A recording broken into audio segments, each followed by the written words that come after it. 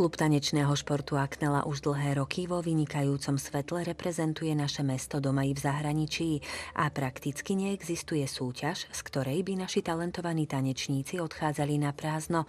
A tento trend nie len, že stále trvá, ale dokonca naberá na obrátkach.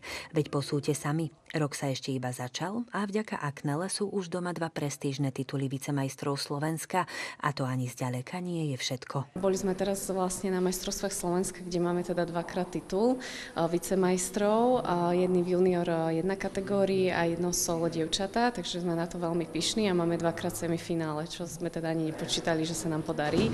No a máme aj úspechy z Českej republiky 2-krát zlato, takže sme na to veľmi hrdí.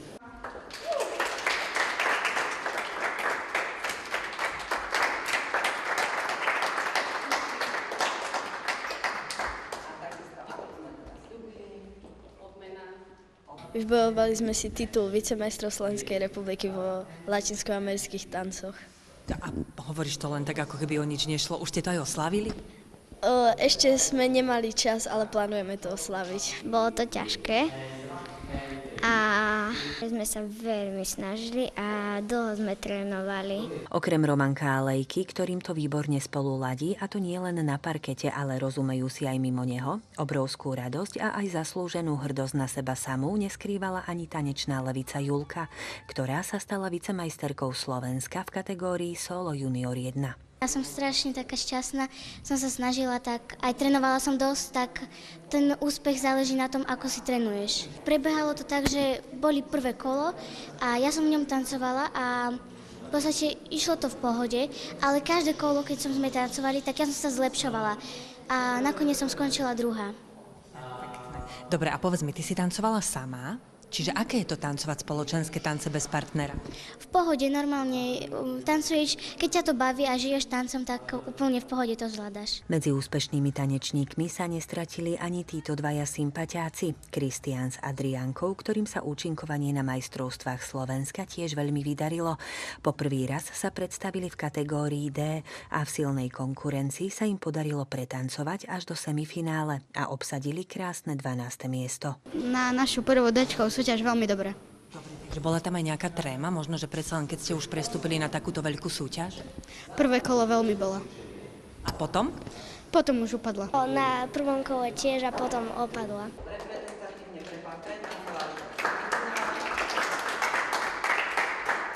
Na majstrovstvách Slovenska v latinskoamerických tancoch, ktoré sa konali minulú sobotu v Trenčíne, si okrem našich malých milých respondentov výborne počínala aj Nelka Potančoková, ktorá v kategórii Solo Junior 2 skončila na výbornom 8. mieste. No a hneď na druhý deň sa martinskí tanečníci predstavili v Českom Třinci na tanečnej súťaži Taneční liga a dvaja fantastickí tanečníci Dominik a Hanka si v latinskoamerických tancoch vybojovali fantastické zlato v kategórii Junior 2D.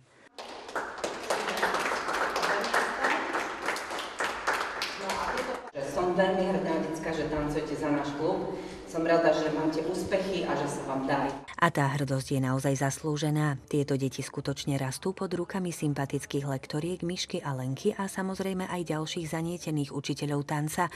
A nie len, že je tréning čo tréning a súťaž čo súťaž viditeľné ich zlepšenie, ale čo je pre každého trénera úplne najviac, vidieť, že tie deti to robia s láskou, vášňou a hlavne nechcú prestať. Ja za seba ako tréner môžem povedať, že každý jeden úspech je pre nás veľmi vzácny a veľmi cenný a stále berieme tie kovy rovnako cenné, ako keď som napríklad ja tancovala a súťažila, tak je veľmi vzácne, keď nám tie deti do toho klubu tie poháre a medaile donesú, alebo pošlu aspoň fotku, že polička sa zbiera doma, takže je to veľmi príjemný pocit. Tejto úžasnej tanečnej skupine, alebo povedzme skôr, že veľkej tanečnej rodine sa budeme podrobnejšie venovať už čoskoro v jednej z našich relácií.